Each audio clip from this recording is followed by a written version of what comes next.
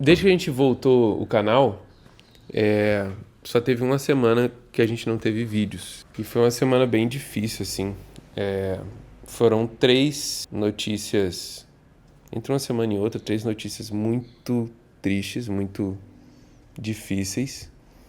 E duas delas eram notícias de morte, de pessoas que haviam morrido. E essa notícia afetou muito minha cabeça, meu coração, afetou muito a nossa comunidade, a igreja aqui, minha família, nossos amigos. Essas duas notícias, né? E na primeira, assim, primeira notícia de falecimento que a gente teve nessas semanas, eu fiquei meio anestesiado, até porque estava no meio de um turbilhão de coisas e na hora, assim, eu lembro que eu tava fazendo o Bernardo dormir, eu coloquei ele no berço, na hora que eu saí do quarto, assim, a Tiane me deu a notícia, que foi a morte do Haroldo, né? Que eu até falei em outro vídeo aqui. A última vez que o Haroldo pregou foi aqui na nossa comunidade, eu falei em um dos vlogs, tem ele pregando e eu falo que a gente saiu pra almoçar e eu conto nesse vlog como eu gostava de ouvir o Haroldo e como eu gosto de ouvir pessoas mais velhas e tal.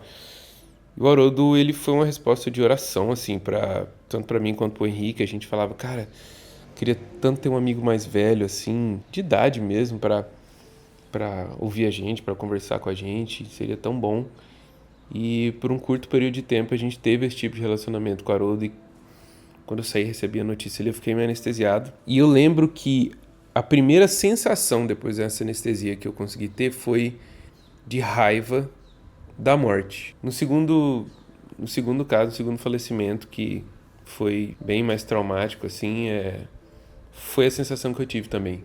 De raiva, eu me senti com muita raiva com relação à morte. E nos dois casos, nós temos grande consolo, o grande consolo é de que nos dois casos as pessoas estão com Jesus, elas estão com Deus agora e aguardando a ressurreição do corpo, aguardando a ressurreição dos mortos. Mas nós aqui, a gente tem que conviver com a dor. Se você perdeu algum parente, se você perdeu algum amigo, se você já perdeu alguém próximo, você sabe que a dor, ela vira você tem que aprender a conviver com ela, né? Só que eu lembro que nesse dia, no dia que eu fiquei sabendo do falecimento do Haroldo, era o dia do meu aniversário, um dia depois do meu aniversário, na realidade, e eu coloquei uma música pra tocar. E o nome da música é Perfector, da banda My Epic. Não sei se vocês já ouviram essa música. E essa música Perfector, eu conheci ela algum tempo atrás e eu fiquei repetindo ela assim, porque eu queria de alguma forma transformar a minha raiva da morte em louvor a Deus. E essa música é exatamente isso. E ele começa assim: I'm still a young man, so I think very little of death. Who really does still is coming for them. Que é, eu ainda sou um jovem, então eu penso muito pouco sobre a morte. Quem realmente pensa na morte até que ela esteja vindo para você? E ele continua: And I know each breath I come one closer, but death is just a hook behind the door, where I'll leave my dirty clothes. Mas eu sei que a cada respiração eu chego mais perto.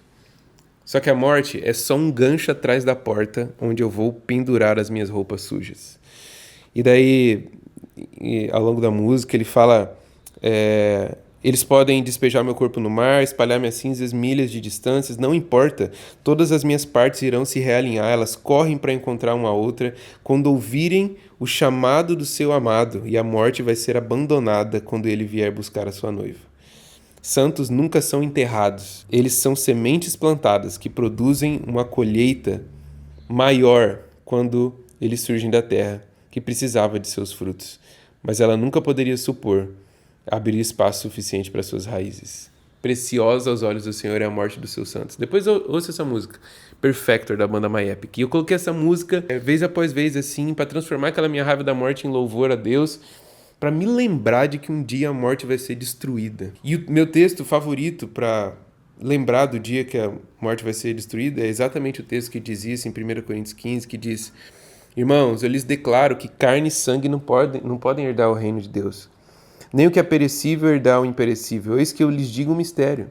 Nem todos dormiremos, mas todos seremos transformados num momento, num abrir e fechar de olhos, ao som da última trombeta. Pois a trombeta soará, os mortos ressuscitarão incorruptíveis, e nós seremos transformados. É necessário que aquilo que é corruptível se revista da incorruptibilidade e o que é mortal da imortalidade. Porém, quando o que é corruptível se revestir da incorruptibilidade e o que é mortal da imortalidade, então se cumprirá a palavra que está escrita: a morte foi destruída pela vitória. Onde está, ó morte, a sua vitória? Onde está, ó morte, o seu aguilhão? O aguilhão da morte é o pecado, e a força do pecado é a lei, mas graças a Deus que nos dá a vitória por meio do nosso Senhor Jesus Cristo. Essa esperança do retorno de Jesus para ressuscitar os mortos também é uma esperança pelo dia em que a morte vai ser destruída. Porque a gente não foi criado para conviver com a morte. A gente não foi criado para considerar a morte algo normal. A morte ela é uma aberração porque a gente originalmente não foi feito para morrer. Só que quando nós somos exilados da presença de Deus, quando a queda acontece, quando a criação ela é corrompida pelo pecado, a morte é esse vírus universal do qual ninguém pode escapar. E essa indignação com relação à morte, eu acho que tem que ser uma coisa presente no nosso coração de uma forma que nós somos consolados, porque para aqueles que estão em Cristo Jesus a morte é só uma separação temporária, mas é uma indignação que conta com a certeza de que um dia ela vai ser destruída, que o reino da morte ele não vai durar para sempre. Graças a Deus que nos dá a vitória por meio de Cristo Jesus, e essa morte vai ser destruída por essa vitória. Depois de um tempo teve essa segunda notícia de falecimento tão triste, cara. Eu voltei a sentir essa raiva da morte e a me lembrar desse texto de 1 Coríntios 15. E eu acho que a grande reflexão que eu quero fazer nesse episódio é justamente que a nossa esperança, ela tem esse aspecto de que nós vamos ressuscitar, os nossos corpos vão ser transformados, nós não vivemos como quem vive em vão, a gente não trabalha como quem trabalha em vão, nós não esperamos como quem espera em vão. Aqueles que estão em Cristo Jesus ressuscitarão dentre os mortos. O Espírito que ressuscitou Jesus dos mortos também nos ressuscitará. A Escritura nos garante. Mas o gostinho de saber que esse vírus maldito da morte e de saber que a gente vive num mundo, inclusive, onde literalmente vírus, onde literalmente pequenas criaturinhas estão o tempo todo tentando te matar. Se não fosse o seu sistema imunológico, provavelmente a gente já estaria morto. A gente vive num mundo em decadência. A gente vive num mundo que é perigoso, que a gente acostumou a viver. Mas tem que haver um senso de tipo, as coisas não serão para sempre assim, e a morte vai ser tragada pela vitória. Vai ser esmagada, destruída. Ela vai deixar de existir, a morte vai deixar de existir. Ela vai ser lançada no lago de fogo. Para todo sempre, nunca mais vai nos perturbar. E dentro disso tem um poema que eu gosto muito, com o qual eu queria encerrar esse episódio. É um poema que aparece no filme Interestelar, que é meu filme favorito. E esse poema foi composto por um autor chamado Dylan Thomas. E ele compõe esse poema para o pai dele, que estava doente. E eu vou recitar ele em inglês, porque é zoado recitar um poema em inglês em português, às vezes perde a rima e tudo mais, mas o Marquinhos vai colocar a tradução na tela em português para vocês acompanharem. Esse poema aparece no Interestelar quando... é meu filme favorito, mas eu esqueci o nome do Matt McConaughey, qual que é o nome do personagem que ele faz? Pai.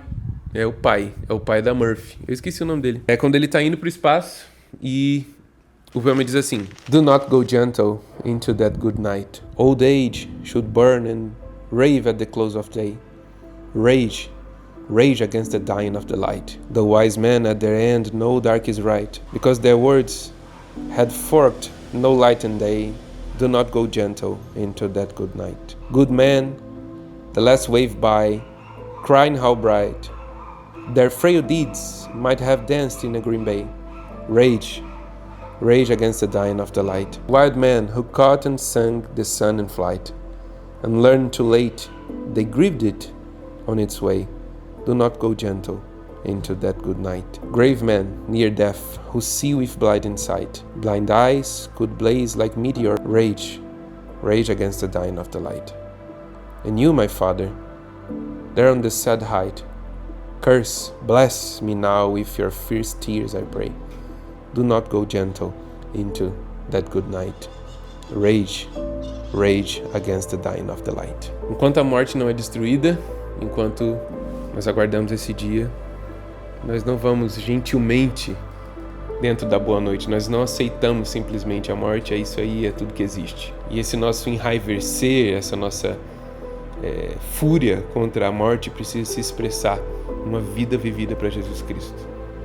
uma vida que aguarda a vinda de Jesus, na certeza de que Ele vai cumprir a sua promessa. Isso foi mais um Lecast. Se você gostou, dê like, compartilhe e espero que tenha sido uma boa reflexão. Tchau!